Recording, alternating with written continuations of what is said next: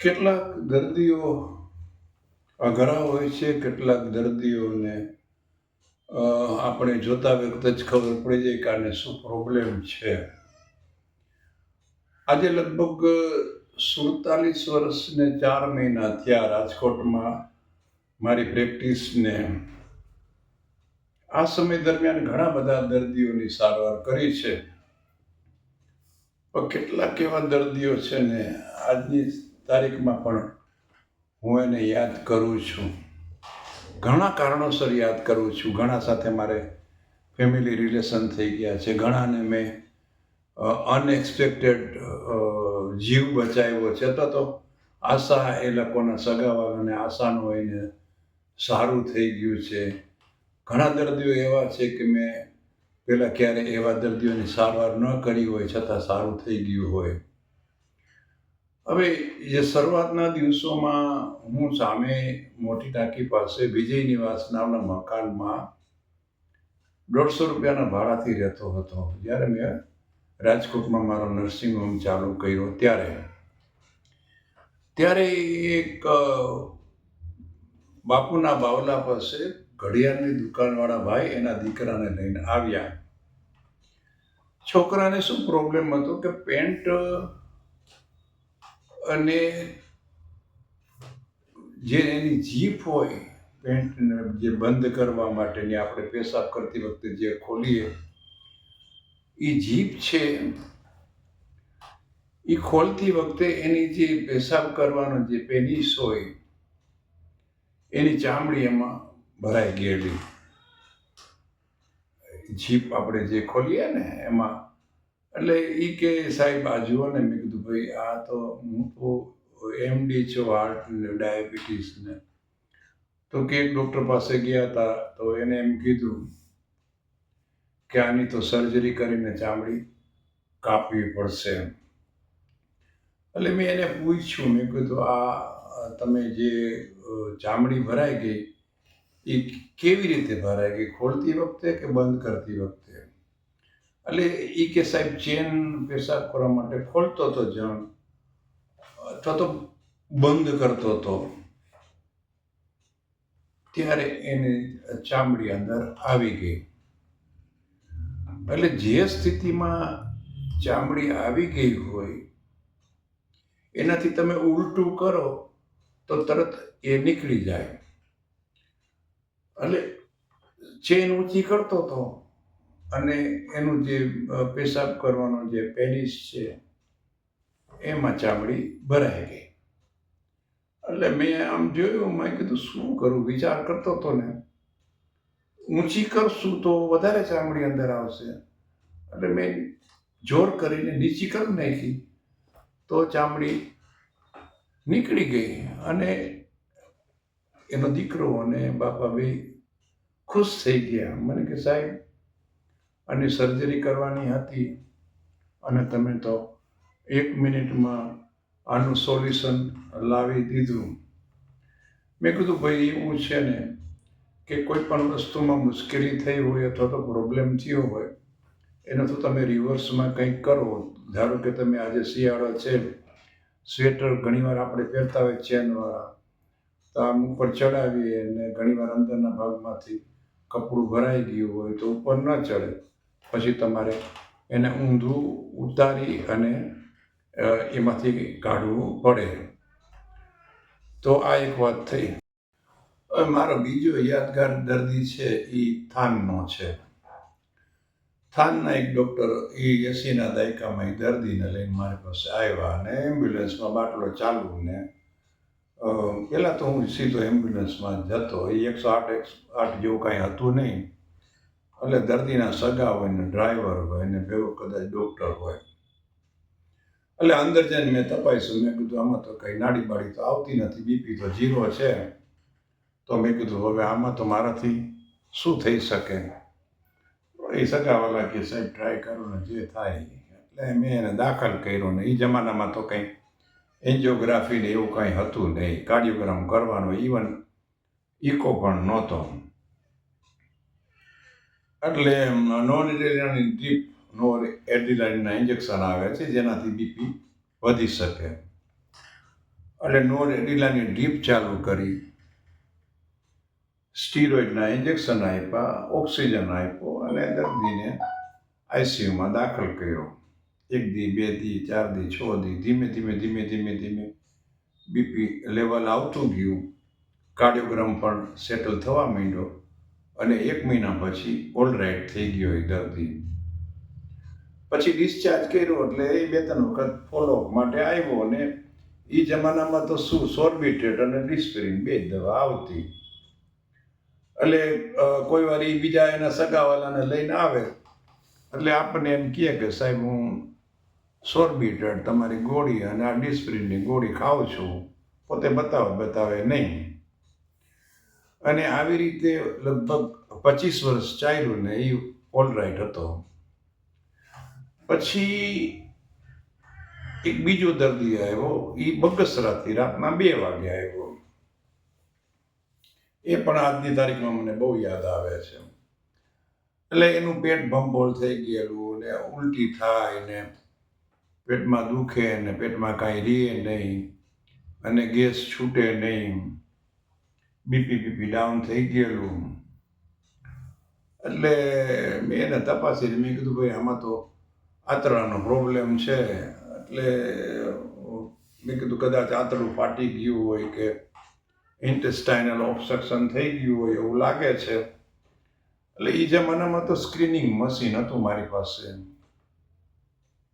એટલે સ્ક્રીનિંગ કર્યું તો જે ડાયાફ્રામ હોય ને ઉદરપટલ અને ફેફસાની વચ્ચે ગેસ દેખાણો.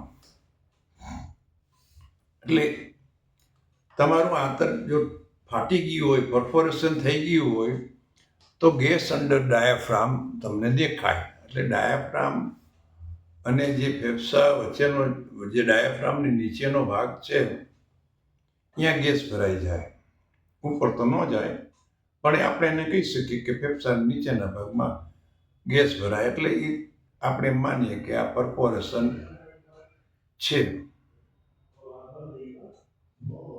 પછી મેં કીધું આમાં તો તાત્કાલિક સર્જરી કરવી પડે. એટલે બાટલા ચાલુ કર્યા, ઇન્જેક્શન આપ્યું ને સર્જનને ફોન કર્યો તો રાતના 2 વાગે સર્જન કે મોકલી દો. ખાલી સ્ક્રીનિંગ ઉપરથી, નો સીટી સ્કાન, નો એક્સરે. મને કે આમ સુગર ને બીપી ને હાર્ટ ને નોર્મલ હોય તો હું સર્જરી કરી નાખું. એ સાહેબે એ જમાનામાં રાત્રે ખાલી સ્ક્રીનિંગ ઉપરથી પરફોરેશન ટ્રીટ કરી અને સીલ કરી દીધું. તો હજી મને યાદ છે અને એના સગાવાલા યાદ કરે છે. હું જ્યારે સામે ભાડાના મકાનમાં રહેતો હતો ત્યારે નીચે એક ડૉક્ટર જનરલ પ્રેક્ટિસ કરે. એટલે એક રાત્રે સવારે 5 વાગે મને એને વિઝિટમાં એના ઘરે બોલાવ્યા એ ડૉક્ટરે. અને એ વખતે ત્યાં એક સ્કિન સ્પેશિયાલિસ્ટ પણ હાજર હતા અને એક એનેસ્થેટિસ્ટ ડૉક્ટર પણ હતા અને અમે 3 જણા. એના દીકરાને તાવ આવે, ઉલટી થતી હતી અને ચામડીમાં ચાટા નીકળાતા. એટલે ચામડીમાં ચાટા નીકળાતા એટલે એને સ્કિનવાળાને બોલાવ્યા હોય. પછી મને કે તમને શું લાગે છે? મેં કીધું આને મેનિંગોકોકલ મેનિન્જાઇટિસ છે. મને કે એવું કેમ? મેં કીધું એક તો તાવ છે, ઉલટી છે, માથાનો દુખાવો છે અને તમે આની ડોક વાળો તો ડોક વળતી નથી. આ 3 વસ્તુ એમ કહે છે કે મેનિન્જાઇટિસ હોઈ શકે. અને ચોથી વસ્તુ એ છે કે એને સ્કિનની અંદર જે ઇરેપ્શન નીકળ્યા છે એ સ્પેસિફિક મેનિંગોકોકલ મેનિન્જાઇટિસ હોય તો જ નીકળે, બીજા મેનિન્જાઇટિસમાં ઇરેપ્શન ન હોય. પછી તો હું એને કહીને આવતો રહ્યો. પછી એને અમારી બાજુમાં એક બીજો નર્સિંગ હોમ છે, ફાધર સન બંને. પેલા એના ફાધર બહુ સિનિયર ડૉક્ટર ને પછી એના સને આવીને નર્સિંગ હોમ બનાવ્યો. અત્યારે તો 2માંથી એકય નથી. એને ત્યાં એને દાખલ કર્યો. પછી ત્યાં મગજમાંથી પાણી કાઢી લંબર પંક્ચરથી CSF કરીને પછી એનો રિપોર્ટ આવ્યો. એટલે એ ડૉક્ટરનો મારી પર ફોન આવ્યો. મને કે સાહેબ તમે આને જે સ્પોટ ડાયગ્નોસિસ મેનિંગોકોકલ મેનિન્જાઇટિસ કીધું હતું એ સાચું છે અને આ છોકરાને મેનિજાઇટિસ છે. પછી તો અત્યારે છોકરો તો કદાચ મને યાદ છે કે અમદાવાદમાં કંઈક સર્વિસ કરે છે અને બહુ સારું છે. પણ એ આ કેસ છે મેનિજાઇટિસનો, એવો જ એક બીજો મેનિજાઇટિસનો કેસ રાજકોટના જે મોટા ગજાના બિલ્ડર કહેવાય, હોટલ ચલાવે એવા જૈન શ્રેષ્ઠી કહેવાય ને, એમના સગાના દીકરાને તાવ આવે. એટલે એ ત્યાં સરદારનગર રોડ ઉપર કંઈક કોઈ ડૉક્ટરની ટ્રીટમેન્ટ લેતા હશે કે કંઈ ટાઇફોઇડની કે એવી દવા લે. અને એ જે ભાઈના દીકરાને જે તાવ આવતો હતો એને મારે ત્યાં લઈને આવ્યા. હવે એનું જે આખું ફેમિલી છે ને એને હું ઓળખું. એના ફેમિલીમાં એક જ દીકરો, બીજા બધાને દીકરીઓ, અને એ લોકોને કંઈક એન્જિનિયરિંગનું ગોંડલ રોડ પર કારખાનું ને એની પાસેથી મેં એ જમાનામાં 30,000 રૂપિયાની જૂની ફિયાટ મોટર વેચાતી લીધેલી. અને કંઈક કરણપરામાં ઈ બાજુ એ લોકોનું ઘર. ત્યારથી મારે ઓળખાણ, એટલે એ મારી પાસે લઈને આવ્યા. એટલે મેં કીધું આને મેનિજાઇટિસ છે અને એને પુરુલન મેનિજાઇટિસ અથવા તો જેને સેપ્ટિક મેનિજાઇટિસ કહેવામાં આવે એ છે. તો મેં કીધું આને CSFની કરવું પડે, મગજનું પાણી કાઢીને રિપોર્ટ કરાવવો પડે. એટલે મેં એ બધું કર્યું ને પછી એને મેં કીધું કે તમારે આને અમદાવાદ મુંબઈ ક્યાંય લઈ જાઓ હોય તો લઈ જાઓ, કારણ કે એનું BP લો હતું, છોકરો એકને એક હતો અને સિરિયસ હતો. તો એ શેઠે એવું કીધું કે ના અમારે તો ક્યાંય નથી લઈ જવા, તમારે જે કરવું એ કરો. એટલે એ જમાનામાં તો 3 જ દવા હતી મેનિજાઇટિસ હોય ને, પુરુલન મેનિજાઇટિસ. એટલે એક તો જાણી પેનિસિલિન, પછી સલ્ફાડાયાઝિન અને ક્લોરામફેનિકોલ. અત્યારે તો 2nd જનરેશન ને 3rd જનરેશન ને 4th જનરેશન, સેફેલોસ્પોરિન ને આ ને તેન, માઇસિન, ઓલા માઇસિન ને પેલા માઇસિન ને, ત્યારે આ 3 જ દવા હતી. અને એ તમે નહીં માનો કે એ જે ક્રિસ્ટલાઇન પેનિસિલિન આવે જે મસ્ક્યુલર યુઝ માટે વપરાય છે, મેં એ જમાનામાં હિંમત રાખીને ઇન્ટ્રાવેનસ પણ આપેલું છે અને એ છોકરાને સારું થઈ ગયું. આજે છોકરો ઓસ્ટ્રેલિયા છે અને ઘણીવાર ફેસબુક ઉપર કે ઇન્સ્ટા ઉપર કે ક્યાંક કોઈક વાર મેસેજની આપ-લે થતી હોય ત્યારે આજની તારીખમાં પણ એ મને યાદ કરે છે કે સાહેબ, આઈ એમ લિવિંગ ડ્યુ ટુ યુ. એટલે આવા કેટલાક કેસ આપણે યાદ રહી જાય છે વર્ષો સુધી, અને આપણે એમ થાય કે આપણી ડૉક્ટરી કે આપણું જે એજ્યુકેશન ભગવાને જે આ સ્થિતિએ પહોંચાડ્યા એ સાર્થક થયું ગણાય. દુબઈના એક મોટા ગજાના સોની, મારા જેવી હાઇટવાળા, રાજકોટ આવેલા, હંમેશા સફેદ સફારી પહેરે. લાયન્સ ક્લબની એક મિટિંગમાં લાયન્સ ક્લબના પ્રમુખ જે સોશિયલ વર્કર ને બધું સારી બધી સેવાઓ લોકોની કરતા હોય એ મારા પેશન્ટ હતા અને મને જમવાનું કીધેલું ને હું પણ ગયેલો અને એ સોનીની ત્યાં મને એને ઓળખાણ કરાવી. હવે આ ડિનર પછી 2 દિવસ પછી એ જે દુબઈવાળા સોનીભાઈ છે એમને છાતીમાં દુખવામાં આવ્યું, એટલે એને મારું નામ યાદ રહી ગયેલું કે મોટી ટાંકી પાસે ડૉક્ટર પાસે મને લઈ જા, ચંદારણા પાસે. એટલે રિક્ષાવાળો એ મૂકીને ભાગી ગયો. તો મેં કીધું, કાર્ડિયોગ્રામ કરીને મેં કીધું તમને તો એટેક છે ને, હવે અહીંયા તમે એકલા જ છો દુબઈ તમારા. તો કે ડાક્ટર તમે ચિંતા કરો, આ 4 ફોન નંબર છે, મને કાંઈ થાય તો આ 4 જણાને બોલાવી લેજો અને તમારાથી થાય સારવાર કરો. તો એ જમાનામાં તો કંઈ એન્જિયોગ્રાફીની એવું કંઈ હતું નહીં, એટલે મેં તો એને ઓલું બ્લોક ઉગાડવાનું, થ્રોમ્બોલાઇસિસનું જે થ્રોમ્બોકાઇનેસ કે હિરોકાઇનેસના ઇન્જેક્શન આવતા હતા ને, એક મારી દીધું, બાટલો ચડાવી દીધો અને ICCમાં ઉડાવીને ઓક્સિજન ચાલુ કરી દીધો. અને 24-48 કલાકમાં તો અહીંયા લોકલ જે એના સગા હતા એ આવી ગયા ને બીજા દિવસે તો દુબઈથી ને અહીંયાથી બધા દીકરા ને એના ઘરના બધા આવી ગયા. ને પછી તો કે મેં કીધું હવે મને કે હવે શું? મેં કીધું હવે તો તમારે એન્જિયોગ્રાફી કરાવો તો સારું છે, કંઈ રાજકોટમાં તો થતી નથી. તો કે આપણે મુંબઈ કરાવીએ. તો અમે બધા મને કે હાલો તમે ડાક્ટર ભેગા. તો અમે બધા મુંબઈ ગયા, જસલોકમાં એન્જિયોગ્રાફી કરાવી. મને એને હોટલમાં રૂમ આપી દીધો, હું ત્યાં રોકાણો. એન્જિયોગ્રાફી થઈ ગઈ અને સ્ટેન્ટ મુકાઈ ગયો, અને બીજે દિવસે તો મને રાજકોટની રિટર્ન ફ્લાઇટની ટિકિટ આપી હતી. હું તો રાજકોટ ભેગો થઈ ગયો. પછી મહિના 2 મહિના પછી મારી પાસે આવ્યા, મને કે મારા દીકરાના લગ્ન છે દુબઈમાં, અને આ 2 ટિકિટ તમારી તમારા વાઈફની, તમારે 2 જણાએ દુબઈ આવવાનું છે. એટલે રિટર્ન ટિકિટ મને આપી ગયા, અને પછી એમને હોટલમાં રોકાણા અને દુબઈના લગ્નનો લાવો લીધો અને દુબઈમાં ફર્યા. તો હજી મને આ દર્દી યાદ આવે છે. એટલે આવા ઘણા બધા દર્દીઓ હોય છે જે ડૉક્ટરોને રિસ્પેક્ટ આપે છે, ડૉક્ટરની સારવારને રેસિપ્રોકેટ કરે છે. આપણે કહીએ છીએ ને કે ભાઈ કોઈનો તો ગુણ આપણે ભૂલી ન શકીએ, પણ ઘણીવાર એવું બને છે કે દર્દીઓને પણ ડૉક્ટર પ્રત્યે ઘણી બધી લાગણી હોય અને પોતે થેન્કફુલ થતા હોય છે.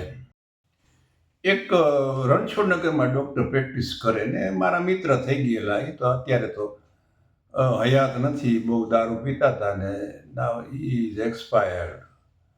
પણ મારે એની સાથે બહુ સારા સંબંધ. તો એના 2 દર્દી મને યાદ છે બરાબર. એક એ દર્દીને કંઈક સૌરાષ્ટ્ર મેલમાં રાજકોટ આવતા હશે બોમ્બેથી, તો એ કંઈક ડબ્બામાં બેભાન થઈ ગયા.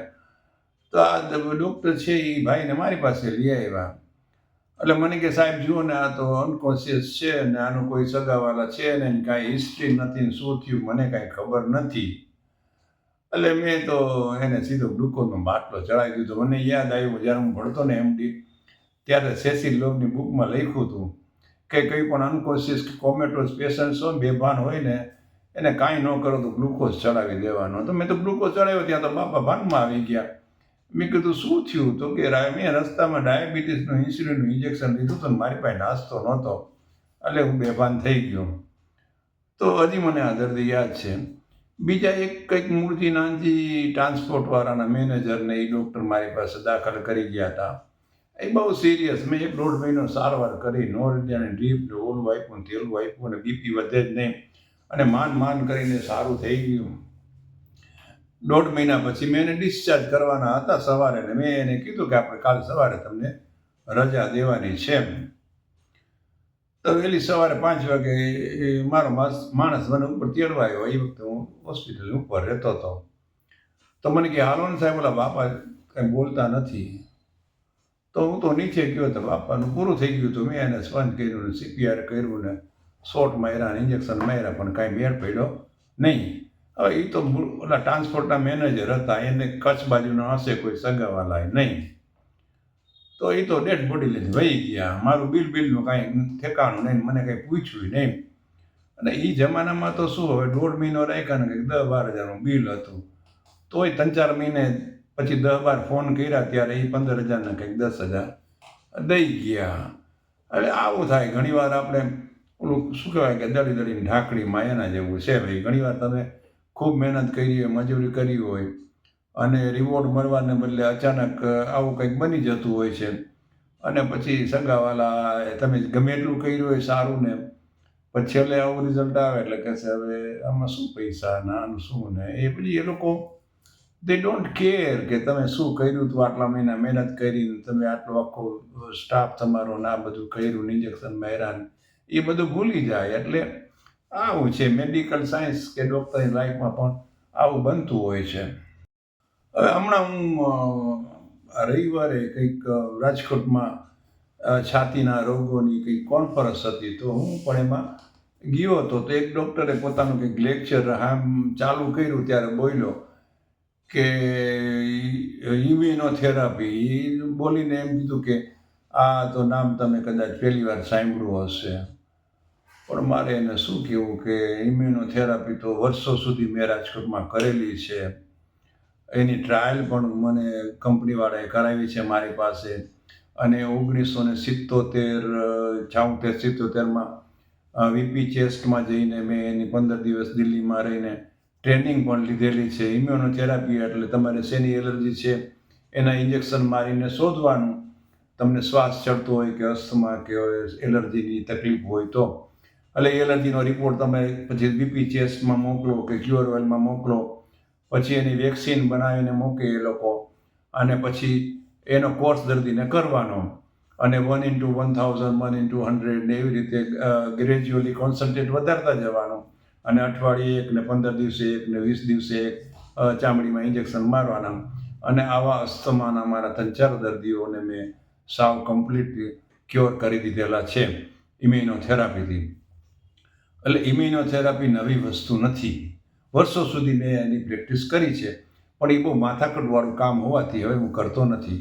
બાકી અહીં પંચનાથ પ્લોટમાં એક બેંક ઓફ બરોડા ઓફિસરના વાઇફ, એવા 3-4 જણા હજી મને યાદ કરે છે કે સાહેબ તમે અમારા ઘરવાળાનો દમ મટાડી દીધેલો. પણ હવે આવું બને છે કારણ કે એ નવું જનરેશન છે, એને ખબર ન હોય કે આ રાજકોટમાં કોઈ પહેલાં ઇમ્યુનોથેરાપી કરતા હતા કે નહોતા કરતા. અને હવે તો બ્લડની અંદર તમે ટેસ્ટ કરીને સીધું તમારે લોહીના રિપોર્ટ ઉપરથી ખબર પડી જાય છે કે શેની એલર્જી છે કે નહીં. આજે સોની બજારમાં બંગાળી કારીગરો બહુ હોય છે. પેલા મરાઠા હતા, મહારાષ્ટ્ર સાઈડના જે હોય ને, મહારાષ્ટ્રના ગામડાના, એ લોકો ત્યાં ચાંદી કામમાં અને ચાંદીની ભઠ્ઠીઓમાં અને અહીંયા એ લોકો કામ કરતા એ વખતના જમાનામાં. અને એ લોકોને ત્યાં શું હોય કે ચાંદી કામમાં અહીંયા કંઈક એસિડ હોય, સલ્ફ્યુરિક એસિડ કે એવું કંઈક એસિડ હોય.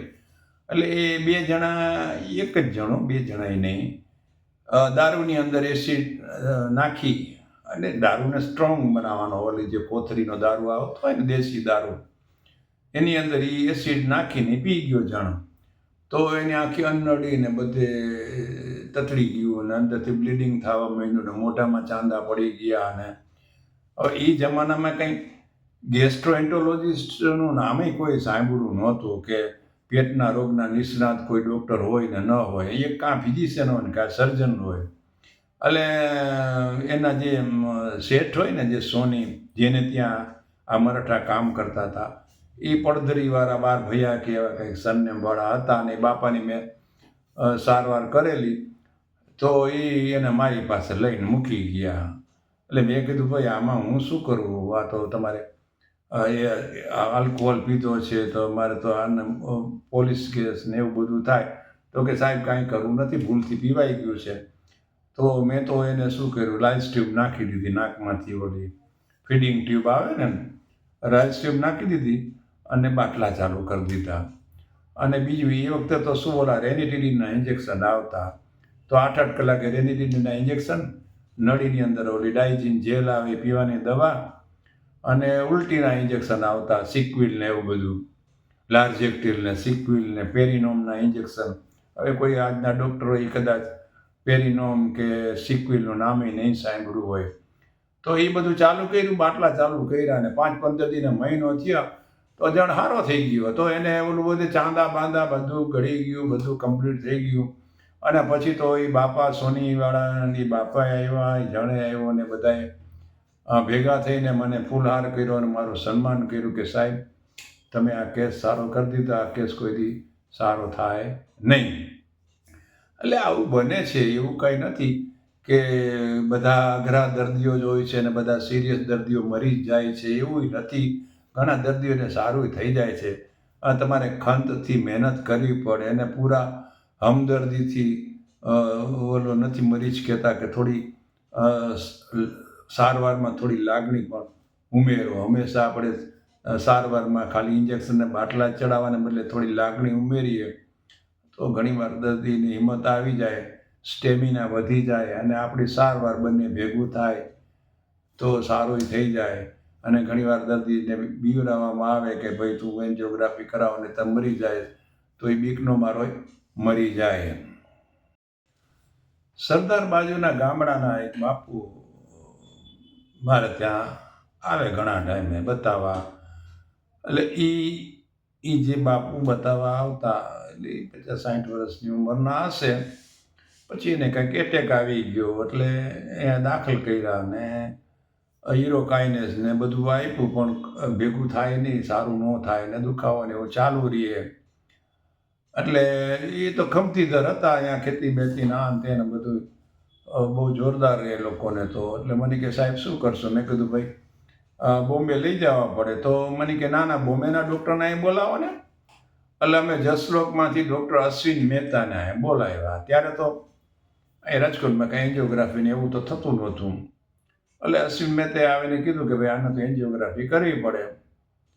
એટલે હું ને એ દર્દી ને એના દીકરા ને અશ્વિન મહેતા ને બધા ફ્લાઇટમાં ઉપડ્યા મુંબઈ, અને જસલોકમાં એ બાપુને દાખલ કર્યા, અને તારદેવ આગળ હોટલમાં મને રૂમ આપી દીધી, અને પછી એની એન્જિયોગ્રાફી કરીને હું એન્જિયોગ્રાફી વખતે ડૉક્ટર અશ્વિનભાઈ એની સાથે હાજર હતો.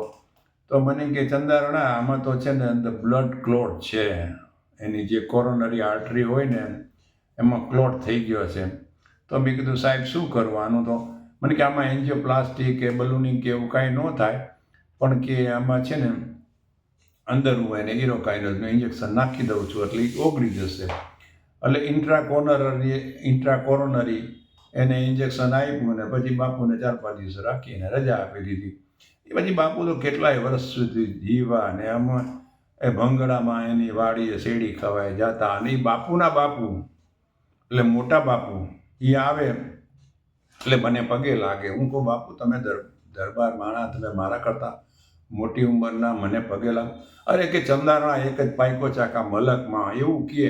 મને આ શબ્દો હજી આજની તારીખમાં યાદ છે. આમાં જરાય અતિશયોક્તિ નથી. એ દર્દીના વડીલ મોટા બાપુ એ મને પગે લાગે. મને કે ચંદારણા તું એક જ એવો પાઈકો ચાકા આખા આ વિસ્તારમાં, અને તે નામ કાઢ્યું છે. મેં કીધું બાપુ તમારે મને પગે ન લગાય, હું તમારો છોકરો કહેવાઉં. એટલે આ એપ્રિસિએશન મળતું જ રહે છે. ઘણીવાર તમે સારું કર્યું હોય તો તમારી જે સારાશ કે જે તમારી સુવાસ છે એ નિષ્ફળ જતી નથી. પછી તો એના દીકરા ને બધા મારે ત્યાં આવતા, એના ભાઈના દીકરા આવતા. બે જણા તો હમણાં કોરોનામાં એક્સપાયર્ડ થઈ ગયા. એક દીકરો એનો ત્યાં સરદારમાં હજી છે, એની સાથે કોઈ વાર વાતચીત થાય છે. પણ એ મારી વાઈફને ને આ જે દર્દી હતા એ મારી વાઈફને એને બેન બનાવી હતી, અને પ્રસંગે એના અંતે અમારે ત્યાં બહુ એને હોમ રિલેશન થઈ ગયેલા. એટલે ઘણા દર્દીઓને તમે જેમ ક્લોઝ આવતા જાઓ ને એમ એના રિલેશન તમારા વધતા જાય. અને છેલ્લે દર્दियों की मुस्कुराहटों से हो निशा, दर्दियों के वास्ते हो तेरे दिल में प्यार, दर्दियों का दर्द मिट सके तो ले उधार, डॉक्टर इसी का नाम है, डॉक्टर इसी का नाम है. શોલે પિક્ચર હમણાં ફરીથી આવ્યું. તો એમાં જે અમજદ ખાન હોય છે એ કાલિયાને પૂછે છે કે કિતને આદમી થે? તો કાલિયો કહે છે કે સરદાર मैंने आपका नमक खाया है. તો ડૉક્ટર દર્દીને પૂછે છે બીપી જોયા પછી કે તમારું બીપી બહુ વધારે છે. તો ડૉક્ટર દર્દીને કહે છે કે આપકા बीपी बहुत ज़्यादा है. तो दर्दी कहते हैं साहब मैंने भी बहुत नमक खाया है. तो डॉक्टर कहता है तू भी गोली खा. તો દર્દી અને ડૉક્ટરનું એવું છે કે શ્રદ્ધા બહુ જરૂરી વસ્તુ છે. ટ્રસ્ટ. તમને ડૉક્ટરો પર વિશ્વાસ હોય તો તમે એક નાની એમથી ગોળીથી પણ સાજા થઈ જાઓ. ને શંકા હોય તો તમને ગમે એટલી ડૉક્ટર દવા કરે તો પણ સારું ન થાય. મેં એક આર્ટિકલ લખેલો ટ્રસ્ટવર્ધી ડૉક્ટર કોને કહેવાય, જેની ઉપર તમે શ્રદ્ધા રાખી શકો. એ તો બહુ લાંબો આર્ટિકલ હતો, એની અત્યારે વાત નથી કરવી. પણ જ્યાં શ્રદ્ધા હોય ને ત્યાં શંકા ન કરાય. શ્રદ્ધા હોય ત્યાં શંકા ન કર, શ્રદ્ધા હોય ત્યાં શંકા ન કર. ગીતામાં કૃષ્ણના સહીસિકા ન કર. ગીતામાં કૃષ્ણના સહીસિકા ન કર. એટલે કૃષ્ણ જે કંઈ ગીતામાં કહે છે એને કંઈ ઓનલાઈન લખાણથી કાંઈ સહીસિકા ન કરાવાય. શ્રદ્ધા હોય ત્યાં શંકા ન કર, ગીતામાં કૃષ્ણના સૈસિકા ન કર. ફેફસા છે તું નાક સાથે કીટા ન કર. ફેફસા છે તું નાક સાથે કીટા ન કર. આજે ફેફસા જો નાકની સાથેની ભાઈબંધી છોડી દે તો અંદર હવા ન જાય ને ફેફસા ખલાસ થઈ જાય. એમ આજે દરેક દર્દી હોય કે ડૉક્ટર હોય, બંને એકબીજાનું લેવલ જાળવીને કામ કરવાનું હોય. ડૉક્ટરની પણ ફરજ આવે છે કે દર્દીને બરાબર સમજાવવાનું, એને વિશ્વાસમાં લેવાનો, બધી વાત કરવાની, ભાઈ આ દર્દનું આમ છે, આ દર્દનું આમ છે. અને દર્દીએ પણ ડૉક્ટર ઉપર વિશ્વાસ રાખીને એને ફોલો કરવાનું. પણ આજકાલ શું છે, મોટો પ્રોબ્લેમ કોમ્યુનિકેશન ગેપ છે. હમણાં જ અમારે એક સગાને વાત થતી હતી, મેં કીધું આનું તમે આમ કર્યું નહીં, તો કે કોમ્યુનિકેશન ગેપ છે. હવે આવી ગેપને પૂરવી કેવી રીતે? ઘણીવાર શું હોય કે ડૉક્ટર પાસે બહુ પેશન્ટ હોય, ટાઈમ ન હોય, તો દર્દી બિચારો 2-4 વાર પૂછે કે દવા લઈને બતાવવા આવે કે એને કંઈક પ્રોબ્લેમ થાય તો શું કે મારા માણસોને મળી લ્યો. કંઈ ખાવાનું પૂછે તો કે ડાયટિશિયન પાસે જાઓ. બીજું કાંઈ પ્રોબ્લેમ થાય તો રિસેપ્શનમાં પૂછી લ્યો. અને દર્દી બિચારો પછી શું કરે? અસંતોષ થાય, એટલે બધા પ્રોબ્લેમ થાય. બાકી શ્રદ્ધા મોટી વસ્તુ છે અને શ્રદ્ધા એમને મળતી નથી. એના માટે મહેનત કરવી પડે છે, એના માટે કેટલી બધો ભોગ આપવો પડે છે, રાતના ઉજાગરા કરવા પડે છે. મને યાદ છે કે હાર્ટ એટેકના પેશન્ટ હોય ને ત્યારે હું દર્દીના રૂમમાં રાતના સૂતો છું ઘણીવાર. આજે એમ કદાચ થતું હશે બધાને કે ચંદાણા સાહેબ ખાલી સવારે જ આવે છે ને સાંજે નથી આવતા. પણ ભાઈ ચંદાણા સાહેબ જીવતા તો છે ને. ઉપર ગયા પછી ચંદાણા સાહેબ નહીં મળે સવારે, તો શું કરશો? એક જમાનો હતો કે હું 24 કલાક અવેલેબલ હતો, પિક્ચરમાંથી પાછો આવેલો છે. એ જમાનામાં તો પિક્ચરમાં સ્લાઇડ મૂકવામાં આવતી, મોબાઈલ ક્યાં હતા? કહી ચાલો ડૉક્ટર ચંદારાણા જાઓ, તમને દવાખાને બોલાવે છે. અહીંથી માણસો ફોન કરે ગેલેક્સી ટોકીઝમાં, એટલે ગેલેક્સી ટોકીઝવાળા સ્લાઇડ મૂકે, ચાલુ પિક્ચર, સ્લાઇડ આવે એટલે ભાગવાનું. એટલે આવું બધું કર્યું છે ઘણીવાર, ને ઘણા બધા દર્દીઓએ ઘણું બધું રિસ્પેક્ટ કર્યો છે. આજની તારીખમાં પણ મને યાદ છે ઘણા બધા દર્દીઓ. હમણાં જ ભાઈ આવ્યો હતો, પેલા રાજકોટ હતો, એટલે પહેલાં તો દુબઈ હતો, હું દુબઈ એને ત્યાં ગયો હતો. પછી એની ઘરવાળીને દુબઈ ન પાયું એટલે રાજકોટ રહેવા આવી ગયો. એટલે એના ફાધર કંઈક ચણાની દલાલી કરતા હશે. પછી આ ભાઈ કંઈક MCSમાં હારી ગયો અને રોડ ઉપર આવી ગયો. એની ઘરવાળી માંદી રહેતી હશે, એની ઘરવાળી મરી ગઈ, એમાં ખલાસ થઈ ગયો, ગામ છોડ્યું, સુરત ગયો, ત્યાં નોકરી કરી, અમદાવાદ ગયો. એ ભાઈએ એના 2 દીકરાને ભણાવ્યા. આજે 2 દીકરાને મોટી ફર્મમાં મોર્ગન સ્ટેનલીમાં ને એમાં નોકરી છે, લાખ રૂપિયા પગાર છે. અને હમણાં 2 દી પહેલાં જ મારી ઘરે કંકોત્રી દેવા આવ્યો હતો અને મને પગે લાગ્યો. મને 45-50 વર્ષની ઉંમર હશે. મેં કીધું તે બીજા લગ્ન કર્યા? તો કે મારે લગ્ન નથી કરવા, મારી ઘરવાળી મને આશીર્વાદ દઈને ગઈ છે અને એને હિસાબે આ મારા બીજા દીકરાના લગ્ન છે અને અમરેલીમાં હોટલ બુક કરાવી છે ને તમારે આવવાનું છે. એટલે આવું ઘણા યાદ રાખીને રિસ્પેક્ટ આપતા હોય છે.